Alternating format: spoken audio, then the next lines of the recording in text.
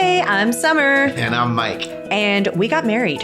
With children. We're married 2 years now. Blended for 11. Like a margarita. Yeah, baby, like a margarita. And you're listening to the Everything Always podcast. Want to tell them why we do this? We do this because blending families isn't easy. There's step-parenting, co-parenting, his ex, Her ex. schedules, sibling rivalry, Money issues. custody issues. Dating and relationship issues. It's a whole lot of stuff. Blended with a whole lot of good stuff.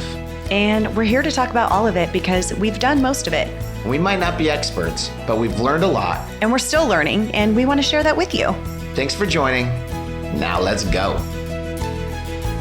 Welcome, Everything Always fam. I am Summer Felix Mulder, and I am your solo host today. I'm sorry you don't get to hear my wonderful husband's voice, cracking jokes, and all that good stuff. It's just me today. You know, for years, I've heard struggles from single friends that started dating, those who newly got married, and the partner that they married had children. And they say things like, "Help me, I am trying so hard, but I cannot vibe with his kids." Or, "Oh my gosh, I can't stand her daughter. I don't know what to do." And it's like a common thing that we've heard. And I know that it is extremely difficult. In fact, I've actually seen it break up some otherwise really amazing couples. And so today I'm going to talk about that. So if you are someone who is either secretly or outwardly thinking, "I can't stand my stepkids," then this episode is for you. And it applies to you whether you're dating somebody with kids or maybe you're already totally blended, but it will apply to you. And I'm going to talk about that struggle of actually liking your stepkids and the common reasons that show up, why you don't, and what you can do about it. So here we go. First, I want to say this. I super love my stepkids. And so I'm in a great position with them. I really, really do love them. And I've talked about on previous episodes, it took time to have that kind of relationship with them. I always liked them, but it's like you don't immediately feel like, "Oh, I love you as my own children." It's not this natural thing. And for me, it wasn't. And I know for a lot of people, it's not this natural thing that you just get this feeling that you have. I've definitely gotten frustrated with them. I've gotten disappointed. I've needed breaks, but that's the same thing with my own kids. You know, I get frustrated, need breaks, get super annoyed. I mean, it's with all of them. I adore all of them, but every single one of our children has achieved getting on my last nerve. And they all know this. This isn't like me, saying something that they don't know. There's no secrets. And Mike isn't here, but I can speak for him. It's the same thing. He's absolutely felt the same with his own children that he's birthed, and the same with my two children.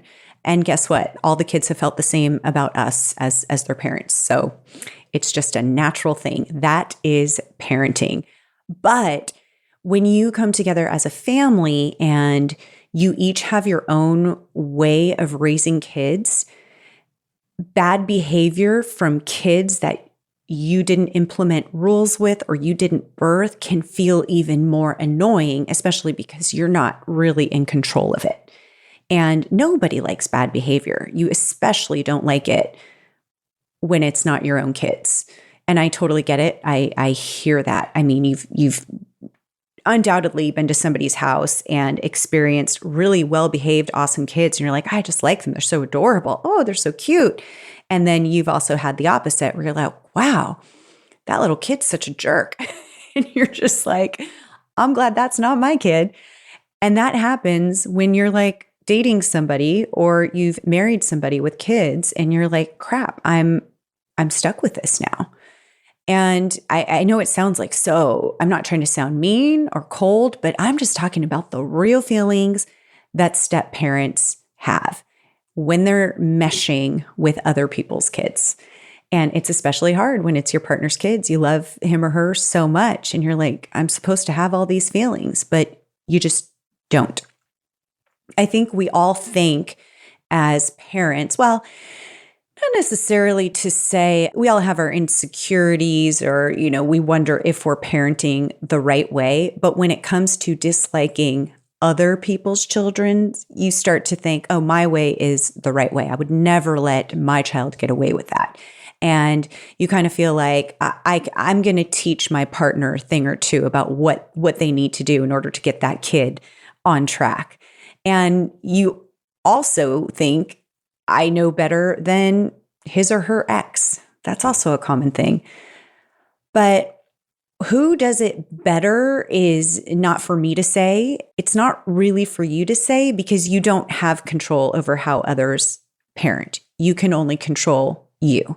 And that being said, you can control how you handle it. And this is something that Mike and I come back to a lot is you cannot control other people or what is happening at other houses. You can only control what's happening within your house, but more importantly, how you handle it.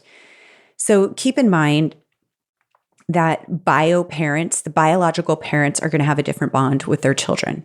I mean, they contributed to birthing them, right? So they're going to have a different feeling, or they've been with them since birth. Maybe they're an adopted child. They've been with them since birth and they have this bond that you don't yet have. And it's so much easier to love and accept them more than you who's just come into their life. That's just the plain truth. All of that love and acceptance that you want to have takes time to grow. And it doesn't just happen overnight. And the truth is that most parents, step parents, will struggle with this feeling and then they feel guilt and then they feel bad about themselves because they don't have that love and acceptance that the bio parents have or that they feel they are expected to have. But the thing is you don't really love all the kids that you come in contact with. I mean, we all have friends. We have friends that have kids, and there's some of them that you just adore and think are so great. And there's some that you're just like, I don't know if I'm going to invite that couple over because their kids are so badly behaved. It's the truth. We've all been there. And some kids just don't give you that warm and fuzzy feeling. And when it's our own kid that isn't behaving, we know the history of that child. We know the adorable moments. We know the good, the bad, the ugly, and we're able to have more compassion. I have totally experienced this myself where I'm just like, oh my gosh, your child is just so disrespectful. And in my mind, I don't say this to them, but in my mind, I'm like, how could you possibly put up with this? I would never allow that to happen. But yet the parent of that child is like, oh, he has such this sweet side to him. And he was so sweet yesterday. And you're going, gosh, I just haven't seen that side. What are they talking about? But of course, the parent has seen that side. They've had this lifetime with this child. And we don't get that. We're just seeing this other side. And so it makes it even more agitating. As a step parent, there's so much more pressure to have to like that kid. And the thing is it's unrealistic. Like I said, it's unrealistic that you're going to love that kid like their parent does, especially right off the bat. So first piece of advice here is to just completely erase that guilt. Don't feel guilt that you don't have that love right off the bat. Don't pressure yourself to feel that way. And certainly parents shouldn't pressure their kids to have that love and acceptance towards their step parent. It is just not natural in the beginning. Everybody's kind of going, oh my gosh, there's these new people in my life. And maybe there's this new, my dad's new partner also has kids, and what the heck is going on? Which also is going to bring about bad behavior because that's what kids do, especially when they're unhappy or feel out of control in certain situations. The takeaway here, though, is that you can't force love. So take that out of your mind. That will come later. So let's look at the struggles and the reasons you're not vibing with your stepkids or with your partner's kids. It's things like this. You see them being disrespectful to their own parents, or they're being totally disrespectful to you. Yep, super good reason to be like, not vibing with you, don't like you. They're stubborn and they won't back down, which leaves you exhausted. Bad behavior is extremely exhausting. They're not responsible, which makes you have to do more. You're like, hey, could you just put your dishes in the sink? But they don't. And so you're doing more work for more people now. It might even be that they remind you of you at their age. And you're like, wait a minute, I was a total nightmare at that age. And you're super annoying me right now. I've seen that happen. Maybe they look like your partner's ex and she's been such a nightmare. So you feel like it's this like little mini her running around. No, I'm going to get into that. They manipulate your partner and even you to get what they want, and you see right through it. And it annoys you because nothing's being done about it. Sometimes it's that they take advantage of your partner and sucks up his or her time and energy. And you're just so over it. Like, why can't you see what's happening? Maybe they're teens or young adults and they're struggling with addiction or always getting in trouble and breaking rules. And you feel like the consequences for that behavior just aren't effective and it keeps happening over and over again. Sometimes it's just that you don't relate and you just have nothing in common at all. Another big one is that they hate your rules that you have at your home, and it starts to make you feel uncomfortable in your own environment, which is a super icky feeling. And then you start to get angry at that person for causing that feeling. That's what you're feeling inside. The list goes on and on. I'm thinking that some of those, if you're in this situation, sound pretty darn familiar. Okay, so now what?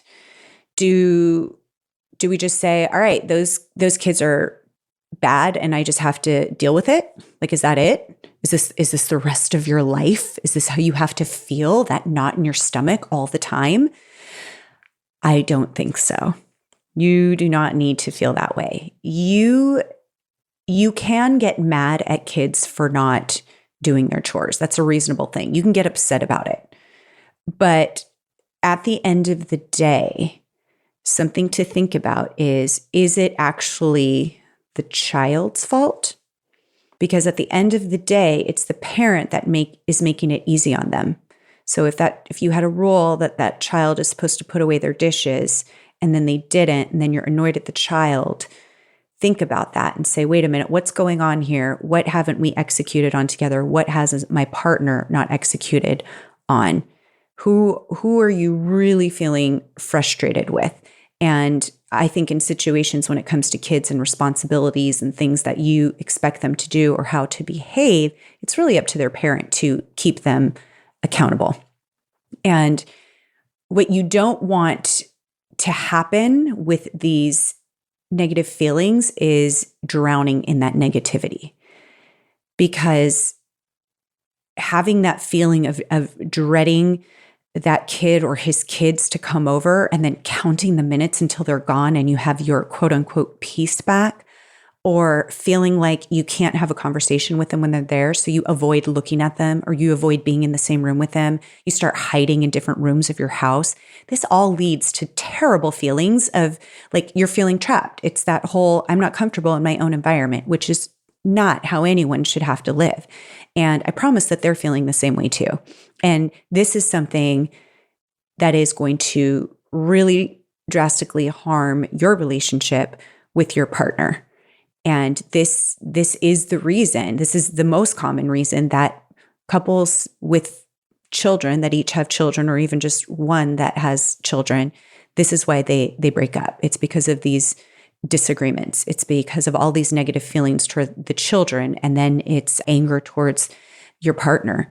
Hey guys, guess what? We have a new website where you can see all of our podcasts and get easy access to the show notes, everything we talk about on the episodes, and you can even listen to the podcast directly from the site. You can contact us through the site and share your thoughts and questions. Check it out at www.everythingalways.co. That's www.everythingalways.co. And you can also follow us on Facebook and Instagram at Everything Always Co. We just set it up and we'll be sure to put important announcements there. And we love that this podcast has been so helpful to so many, and our hope is to share it with even more. So can you help us? Will you take a moment now or after the episode to subscribe to the podcast, write a review, and share it? It would mean the world to us, and it helps us to keep bringing you the best content. Come on, we appreciate you guys. So what do you say, baby? Back to the episode? Back to the episode. So instead of trying to think that you can just wave this magic wand and change that person or change your partner, you're going to have to change something else. And, beyond, it's a whole other episode to go into how you and your partner are going to deal with it together. And we have episodes on that. We've talked about that actually a number of times. But beyond that is really changing something that has to do with you. And it's your mindset.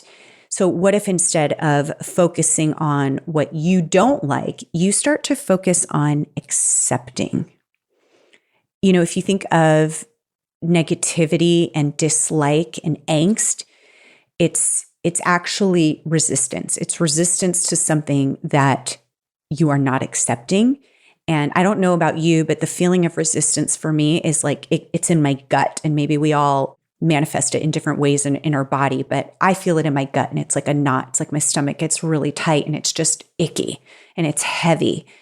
So what if instead of thinking, I can't wait till they're gone, or I wish they weren't here, or, just trying to get through these icky moments, what if you started to accept those moments and those experiences and realizing this is what it is right now. This is this person right now. This is our situation right now, and I can't control it all.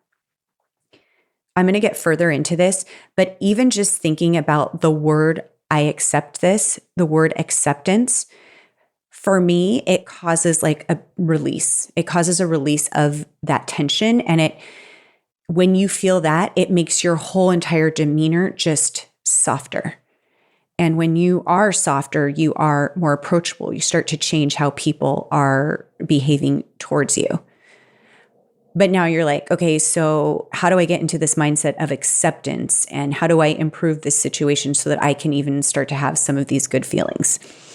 A few things I want to point you to. I'm gonna talk about that, but a few things I want to point you to as well is in our very, I think it was episode number 2, Mike and I told the story of us and how we came to be this blended family, what our whole story was. We finished that episode talking about the story of you and how we can create a vision for what we want in our own lives. And some of you have done this, whether it's, in your career or what you want your relationship to look like. But what if you did this for your family and your relationship with your kids? And I love doing this exercise, and I walk you through it in episode 2.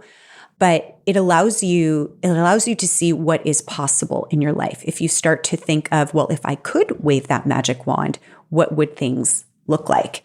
And it just shifts your mindset from going to a place of, I'm going to spiral out of control with all of these negative thoughts and how this kid's behavior is so bad and how it's going to progressively get worse. It's going to make us unhappy.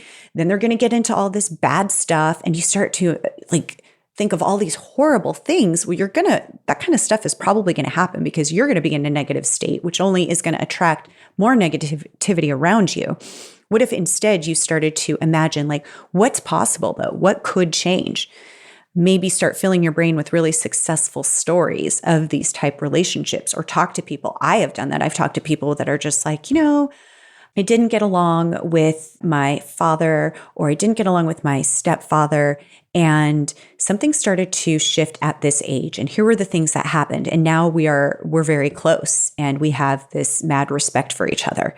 And when you hear things like that, you realize that those things are possible. So start to create this vision of, well, what if, I walked into the room and instead of being immediately irritated that they're here, I actually just walk up to them and give them this big hug and I ask them about their day. What could happen? What would that little thing do? And just explore those possibilities. I think that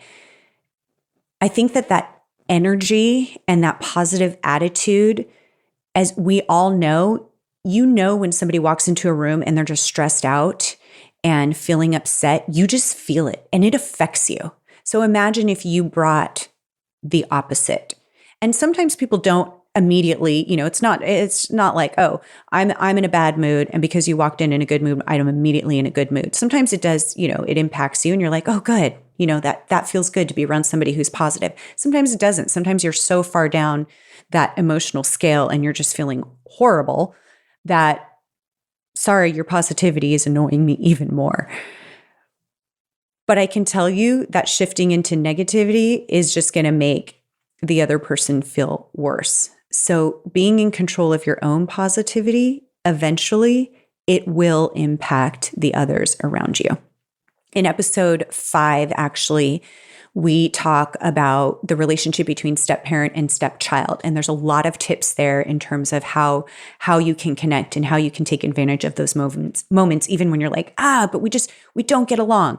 There's a lot of cool things that we have done in our own life to really strengthen that relationship and turn things around when you kind of feel sometimes like, shoot, I don't know if we're getting along, or I don't know if he likes me, or I don't know if she feels this way and I'm so irritated, or whatever it is. It's a good episode. Some great tips. Once you have like that vision and you start to just kind of act towards that, you will be surprised at how things start to shift. And it doesn't mean when we're talking about acceptance and imagining how great it could be and, acting like towards that vision, it doesn't mean that you should ignore the behavior. It's more of something that it's the way that you approach it. It's the way that you approach your partner in a calm way to say, I feel really disrespected when your daughter leaves all of her dishes out and I asked her really nicely to put them away. Can you help me? Can you support me here? You're going to get a lot more, a more effective response and probably a more compassionate response, especially if you've picked a good partner. That's key in all of this. But you're going to get a better response than, she did it again. Your daughter left everything out and it's all up to me to clean it. And I'm really getting sick and tired of this. And you just, explode. You're probably going to not get met with the kind of attitude and support that you want. It's just the nature of things. When somebody comes at you, you're less likely to want to help them. I mean, it's just true. I think we all know that. So remember what the desired outcome is, and then go in with that attitude. This is it's just a huge exercise in just being in control and having that emotional maturity to present someone with a problem, something that you're upset about, in a really calm way, and then coming up with a solution. You're way more likely to get the outcome you want. I've done this with Mike. I've done it both ways.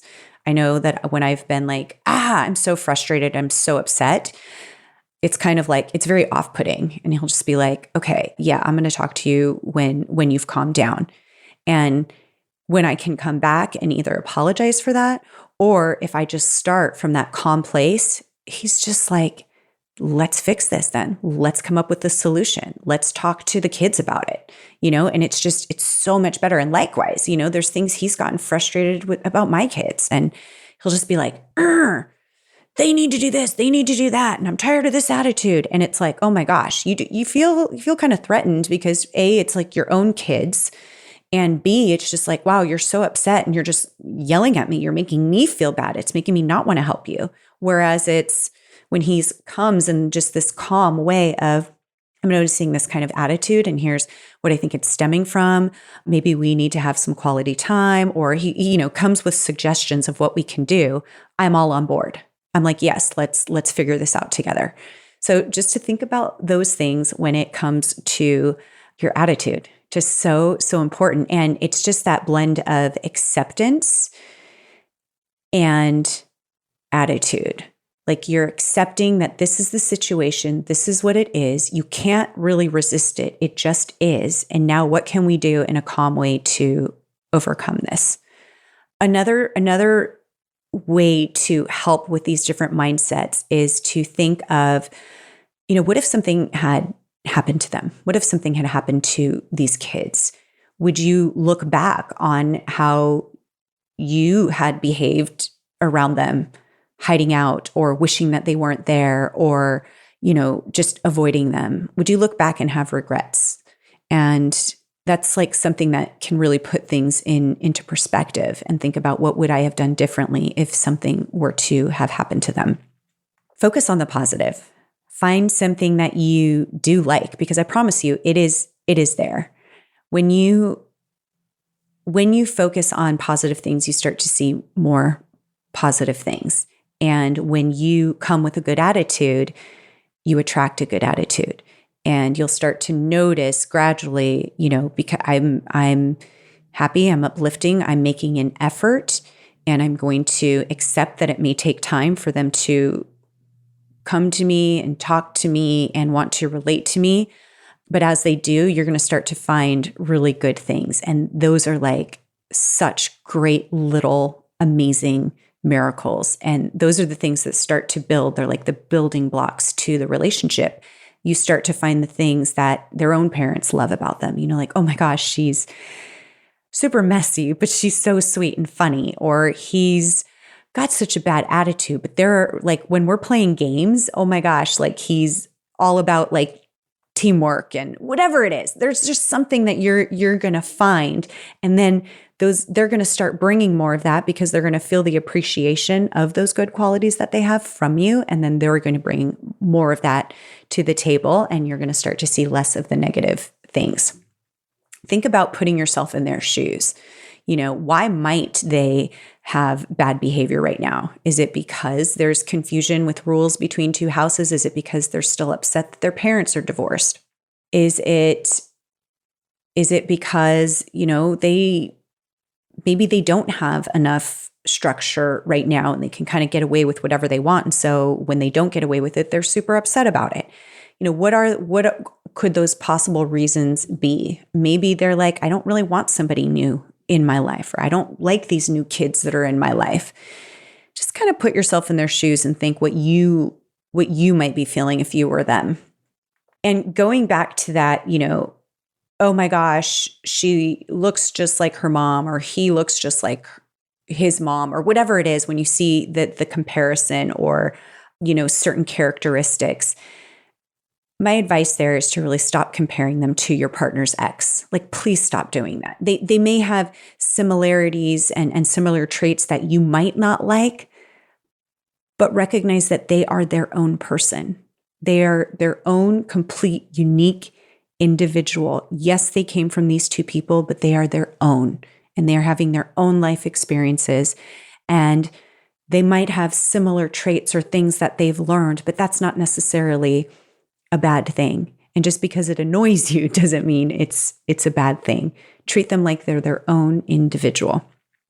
Also, be intentional with the time that you have with them, and make sure that you have your own time for yourself. That's really important too.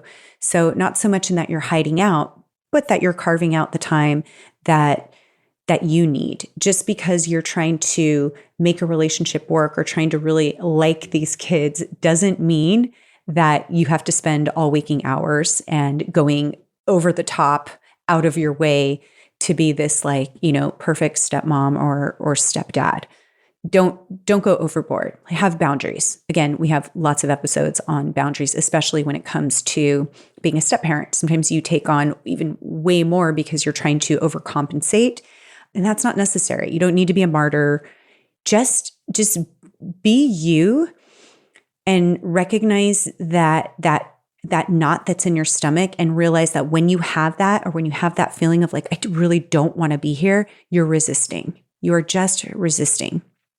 And the more that you can accept where you're at, and the more that you can bring that good attitude that you can control, because you can control that for yourself, the more that you're going to attract that positivity from other people. And does it happen overnight? It does not.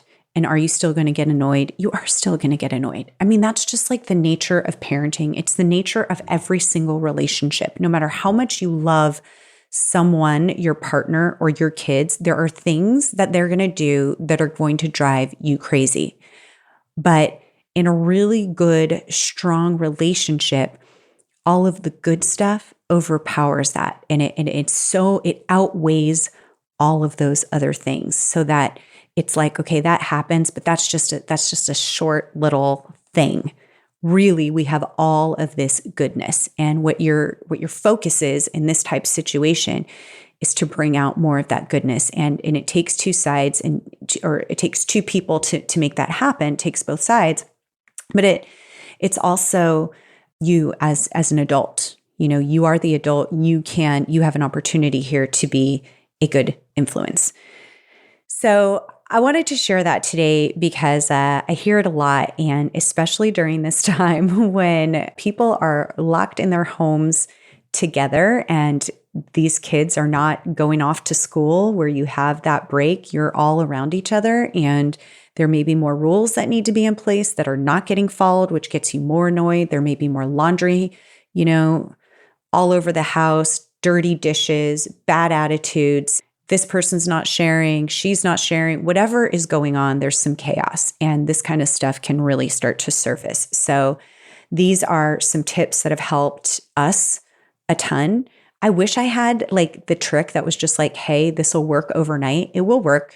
All of these things actually will take effect sooner than you think. I promise you. And you'll look back and go, wow, we've come a long way. But as much as we want to point blame on other people, the only way that it gets better is when it begins with us. Because remember, only you can control you. And when you are in a good, positive place, then people feel that around you and they're attracted to that. And that's when things start to change. And it does happen. I've seen it work every single time. Thanks for listening, guys. Thank you so much for listening to our podcast. Our goal is to bring you all kinds of value that will help you navigate these challenging waters of blending a family. Reach out to us if there's something specific you want to hear. And don't forget to like, rate, and subscribe to the podcast. And if you really like it, share with someone you love. Ooh, and be bold enough to share it with someone you don't.